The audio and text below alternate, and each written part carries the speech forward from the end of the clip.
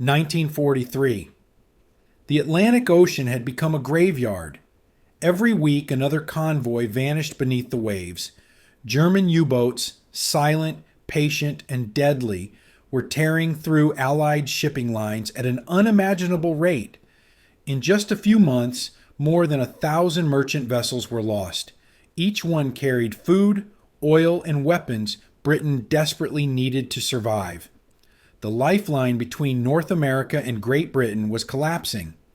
Entire convoys were ambushed before they even reached open waters. At night, the Atlantic burned, long lines of fire stretching across the horizon as tankers exploded under torpedo strikes. Survivors floated among the wreckage, watching the cold black water claim their crewmates one by one. The U-boats had a perfect weapon: silence. Hidden deep below, they listened for the rhythmic pulse of propellers. That faint metallic hum could be heard for miles, guiding them straight to their prey. And no matter how many destroyers or depth charges the Allies deployed, the submarines kept coming. In early 1943, Winston Churchill confessed to his cabinet that the U-boat threat was, quote, "the only thing that really frightened me." The Atlantic wasn't just a battlefield. It was the throat of an entire nation. If the convoys stopped, Britain would starve. Engineers and scientists across the Allied world searched for a way to fight sound with science, to make ships invisible to the ears of the enemy.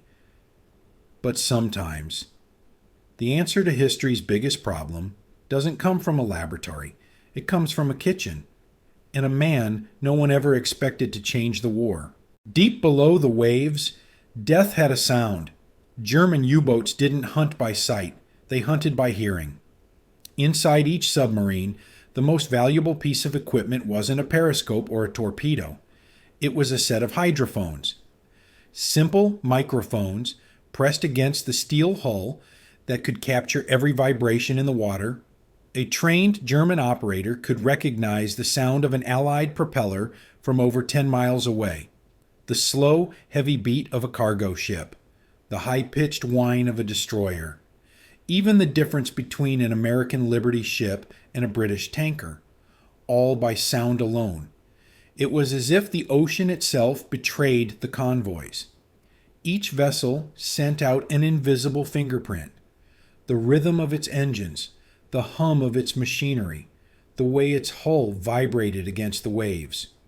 These echoes traveled far through the cold Atlantic water, carrying the position of entire fleets directly to lurking U-boats. The Germans called it Horchen, listening, and their crews were masters of it. In the black silence of the deep, they waited for that faint pulse. Thump, thump, thump. The heartbeat of an approaching ship. Then, a quiet order from the captain. "Torpedo! Los!" The sea erupted in flame. Convoy after convoy fell victim to what the Allies called the underwater ears of Hitler. And no armor, no speed, and no luck could hide a ship that made noise. The Allies tried everything: thicker hulls, slower propellers, new bearings, muffled engines. But every idea was too expensive, too complex, or simply didn't work at sea. Silence became the holy grail. Somewhere, somehow, someone needed to find a way to quiet the ocean before it swallowed an entire generation. Amid the thunder of engines and the endless roar of the sea, one man worked far from the bridge or the charts. His name was Thomas Lawson, a merchant marine cook aboard a slow, steel-hulled cargo ship bound for Britain. He wasn't an engineer or a sailor trained for battle. His world was the galley. A narrow, hot room filled with boiling pots, clattering pans, and the constant vibration of the ship's engines below. Every surface rattled. The spoons jumped on the counter. Plates hummed like tuning forks with each turn of the propeller. For months, Lawson lived inside that mechanical heartbeat. He could tell when the engines were running smoothly just by how the floor trembled beneath his boots. He'd seen the war only through the stories of men who came back from patrols. Ships that didn't return, convoys lost in fog, friends swallowed by the ocean. And yet, down in that noisy kitchen, he began to notice something nobody else did. When the ship hit rough water, he'd secure his pots by resting them in basins of water. It stopped them from sliding. But it also did something strange. The noise changed. The rattle and metallic clanging softened. The constant drone of vibration seemed to vanish, as if the water had swallowed the sound. Lawson found himself listening, not to music or conversation, but to silence. He didn't know it then, but what he was observing was a simple truth of physics. Vibrations lose energy when absorbed by a liquid medium. He wasn't thinking about science, only about peace and quiet. But deep in that galley, the seed of an idea had been planted. If water could calm the noise in a pan, what could it do for a ship? It began with curiosity and a question no one else had asked. One quiet morning, somewhere in the mid-Atlantic, the engines were running steady. Lawson, as usual, was cleaning his galley, the ship rocking gently under his feet.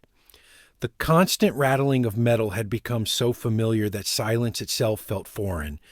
Then, as he placed a heavy saucepan into a shallow tray of water to rinse it, something caught his ear.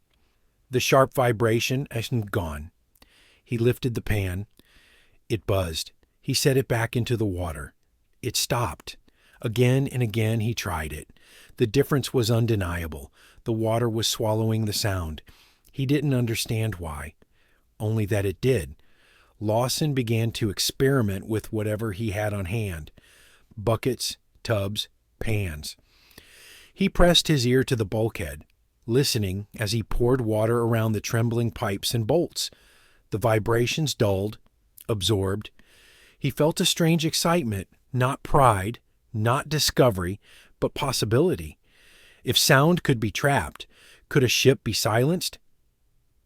That night, while others played cards or wrote letters home, Lawson sat alone in the mess room, sketching his thought on a scrap of brown paper. What if the sound from the engines is trapped by water before it reaches the hull? It was a child's question, drawn in pencil by a man with no formal education. Yet, in its simplicity, it touched something scientists had been trying in minor and failing, or to solve for years. He didn't call it acoustic damping. He called it quieting the ship. The next morning, he decided to show someone. Lawson wasn't a man of rank or science, but he had one advantage. He was there. He lived among the noise, closer to the machinery than anyone else on the ship. And when he finally spoke to the chief engineer, it wasn't a theory he brought. It was a sound. During a quiet hour off watch, Lawson asked the engineer to step into the galley. He showed him what he'd found. A simple saucepan, rattling wildly on the steel counter. Then, placed in a basin of water, silence. The engineer frowned, skeptical, but intrigued. They repeated it several times, and even he couldn't deny what he heard, or didn't hear. So, out of curiosity, they decided to take it one step further. In the engine room, the constant vibration of the ship made every bolt hum like a tuning fork.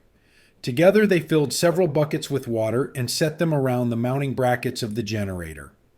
The change was immediate. The sharp metallic buzz softened into a dull murmur. The engineer leaned closer, tapping the side of a pipe, listening as the sound faded quicker than before.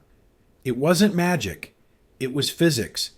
The liquid absorbed and dispersed the vibration before it could reach the ship's hull. He muttered half to himself, "Damn me. It's quieter." Lawson smiled, not in triumph, but in quiet disbelief. For the first time, he realized what he had stumbled upon wasn't just a trick of noise. It could be survival. That night, he made another note in his log. Sound seems to die in water. Maybe that's the answer. By dawn, word had reached the captain. Within a day, a simple kitchen discovery was being discussed in the ship's radio room, and eventually relayed across the Atlantic to the Admiralty. No one could have guessed it then, but this tiny experiment at sea would soon echo all the way to London. Lawson wasn't a man of rank or science, but he had one advantage. He was there. He lived among the noise, closer to the machinery than anyone else on the ship. And when he finally spoke to the chief engineer, it wasn't a theory he brought. It was a sound. During a quiet hour off watch, Lawson asked the engineer to step into the galley. He showed him what he'd found. A simple saucepan rattling wildly on the steel counter. Then placed in a basin of water in silence. The engineer frowned, skeptical but intrigued. They repeated it several times, and even he couldn't deny what he heard. Or didn't hear. So out of curiosity, they decided to take it one step further. In the engine room, the constant vibration of the ship made every bolt hum like a tuning fork. Together, they filled several buckets with water and set them around the mounting brackets of the generator. The change was immediate. The sharp metallic buzz softened into a dull murmur. The engineer leaned closer, tapping the side of a pipe, listening as the sound faded quicker than before. It wasn't magic. It was physics. The liquid absorbed and dispersed the vibration before it could reach the ship's hull. He muttered half to himself, "Damn me, it's quieter." Lawson smiled, not in triumph, but in quiet disbelief. For the first time, he realized what he had stumbled upon wasn't just a trick of noise. It could be survival. The North Atlantic. March 1943. A convoy of 20 merchant ships moved east through fog and freezing wind, bound for Liverpool. The seas were rough, the air metallic with salt and diesel. Somewhere below the waves, German U-boats were listening. Aboard one of the freighters, the same ship where Thomas Lawson worked, things were different this time. Following the cook's discovery, the chief engineer had made small adjustments. He'd isolated several parts of the engine casing with water-filled compartments and rubber mats scavenged from cargo. Crude, improvised, but enough to make a difference. As the ship's engines turned over, the familiar hum was softer. The deck vibrated less. Even the radio operator noted, "Machinery noise lower than normal." Miles away, inside the steel shell of a Type 7 U-boat, a German sonar operator adjusted his hydrophones. He'd been trained to detect the faintest metallic pulse, the beat of propellers, the thrum of a convoy. But tonight, there was nothing. Only the static hiss of the ocean. He tapped the dial, checked the connection, adjusted gain. Still silence. Through the periscope, the commander saw nothing but mist and waves. The convoy was there, and it had to be. But to their ears, the sea was empty. Hours later, the ships passed unharmed. No alarms, no explosions, no losses. On board Lawson's vessel, the men barely noticed. They were tired, cold, thinking only of home. But the captain, reviewing his log that night, paused at a line written weeks earlier. Engine noise dampened by water isolation. He underlined it twice. For the first time in months, their ship had crossed U-boat waters, unseen, unheard, untouched. The report was forwarded to the Admiralty. A cook's observation had quietly rewritten the rules of survival. That night he made another note in his log. Sound seems to die in water. Maybe that's the answer. By dawn, word had reached the captain. Within a day, a simple kitchen discovery was being discussed in the ship's radio room, and eventually relayed across the Atlantic to the Admiralty. No one could have guessed it then, but this tiny experiment at sea would soon echo all the way to London.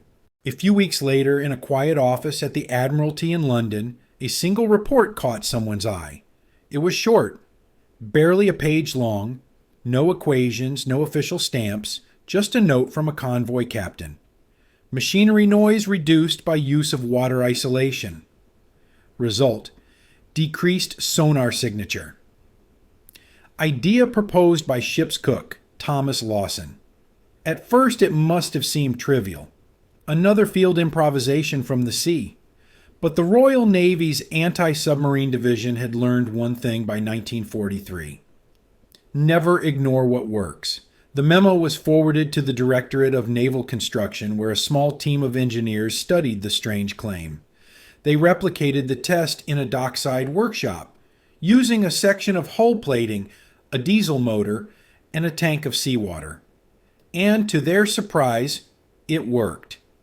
The acoustic readings showed a clear drop in transmitted vibration when the machinery was separated from the hull by a liquid medium. The principle was simple, but the effect measurable. Lawson's observation, made in the chaos of a ship's galley, mirrored something that naval researchers had only just begun to explore: acoustic damping through fluid isolation. The Admiralty ordered further tests at Haslar Research Station near Portsmouth. Scientists there began experimenting with layered insulation, water-filled bladders, rubber mountings, and flexible joints to absorb the low-frequency hum that U-boat hydrophones detected so easily. For the first time, engineers understood that silence could be engineered, not only through metal and machinery, but through something as simple as water. And though no official credit would ever reach him, one man's small curiosity at sea had just become part of classified research under the label Machinery Noise Suppression, Field Concept, Lawson. In the months that followed, versions of this principle began to appear on new escort ships and refitted merchant vessels. They were crude, imperfect, but effective.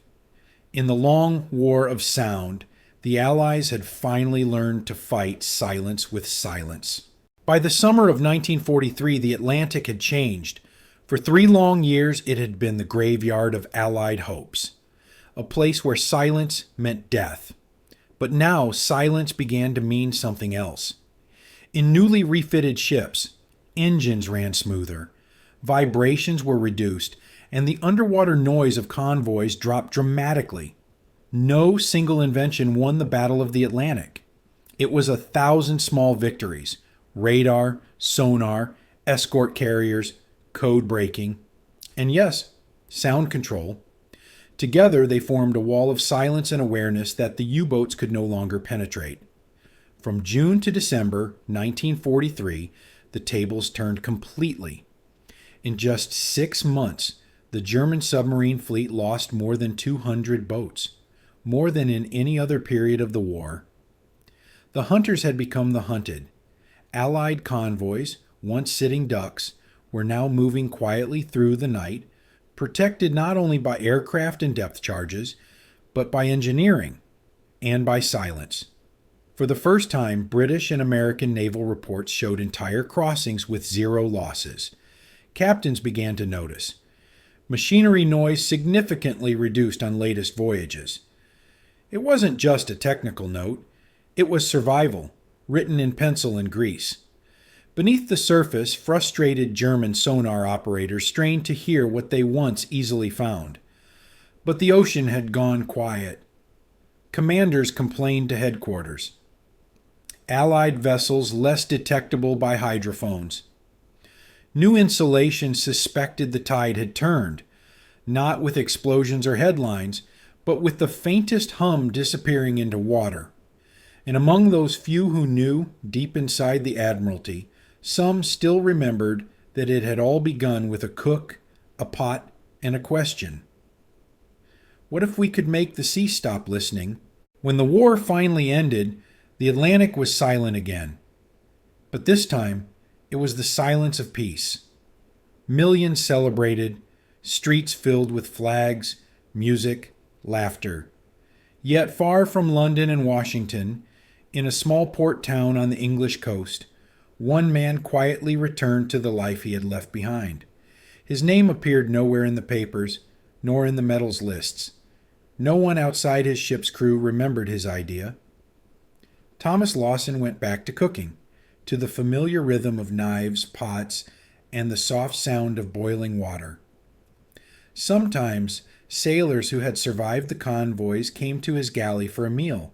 They'd tell stories of close calls, of ships that somehow made it through when others didn't. He would listen quietly, nodding, never saying much. To them, he was just a cook. But deep down, Lawson knew that somewhere in the noise of war, he had found a small piece of quiet. And that quiet had saved lives. He kept the scrap of paper where he'd written his idea, folded, yellowed, with salt stains along the edges.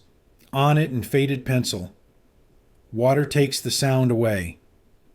Years later, naval engineers would rediscover the same principle under different names: acoustic isolation, liquid dampening, vibration absorption. But for Lawson, it was always simpler than that. It wasn't about science or recognition. It was about listening, really listening, to the world around him. The ocean had taught him something no classroom could. Sometimes the greatest discoveries aren't shouted, they're whispered and almost lost to silence. Today, the Atlantic looks calm, endless, blue, and indifferent. But beneath that surface lies the memory of a war fought not just with steel and fire, but with sound. Modern ships now glide almost silently through the water. Their engines rest on vibration-damping mounts, their hulls wrapped in rubberized coatings that absorb sonar waves. Submarines are built to be quiet, invisible to the ear, just as much as to the eye. And every one of those innovations, every layer of silence, carries an echo from that winter of 1943. From a small merchant vessel, from a man with no title, and from a kitchen where a saucepan first stopped making noise. The physics are universal. The principle is unchanged, but what made it possible was something uniquely human: the courage to listen when no one else did. History tends to remember the admirals, the scientists, the grand strategies. But in truth, the war was also won by thousands of small minds noticing small things: a cook, a mechanic, a sailor. People who looked at chaos and found pattern, who turned noise into silence. Thomas Lawson died years later, his story almost forgotten. But his idea never truly vanished. It lives on in the hum of every quiet ship that crosses the sea, and in the unseen calm that protects them. Sometimes, the most powerful weapon isn't a bomb or a gun. It's a moment of silence.